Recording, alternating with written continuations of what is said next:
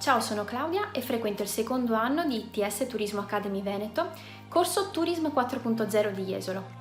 Ho frequentato il liceo classico e sono laureanda in lingue presso l'Università Ca' Foscari di Venezia.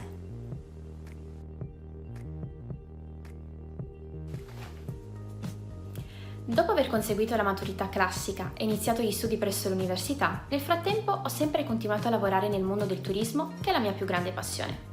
Ma sentivo che la mia formazione non era ancora completa, neanche dopo quasi 10 anni di lavoro. Così ho scelto ITS e ho scelto un percorso di studi altamente professionalizzante. E l'ITS ha scelto me e ha scelto di investire nella mia più grande passione, nella mia ambizione, ma soprattutto nella mia motivazione, che hanno sempre fatto la differenza.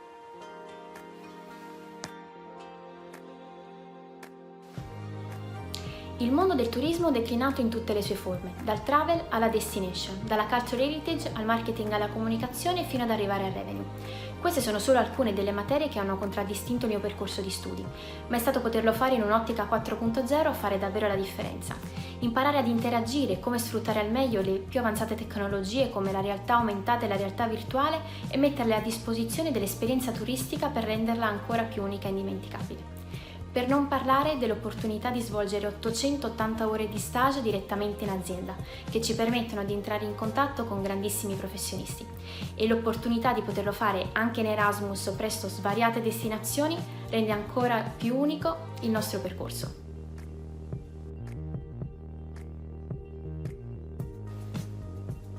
Sono molteplici le opportunità di lavoro che si prospettano a noi studenti al termine di questo percorso di studi e al conseguimento del diploma.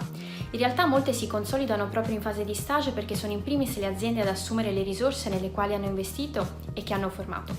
Per quanto mi riguarda, le mie prospettive sono un po' diverse dall'inizio perché sono addirittura migliorate. Spero un giorno di poter diventare manager d'hotel e nel frattempo spero di poter mettere presto a disposizione dell'azienda che mi ha scelto tutti gli strumenti che ho acquisito in questo biennio. La mia più grande speranza è che nonostante l'ottica 4.0 e la svolta tecnologica, il turismo possa comunque restare umano, perché a fare la differenza sarà sempre il nostro sorriso, la nostra umanità e la nostra coscienza. Per questo mi sento di condividere con voi 3 parole che hanno accompagnato questo percorso e che riassumono cosa è stato l'ITS per me: sogno, esperienza e condivisione.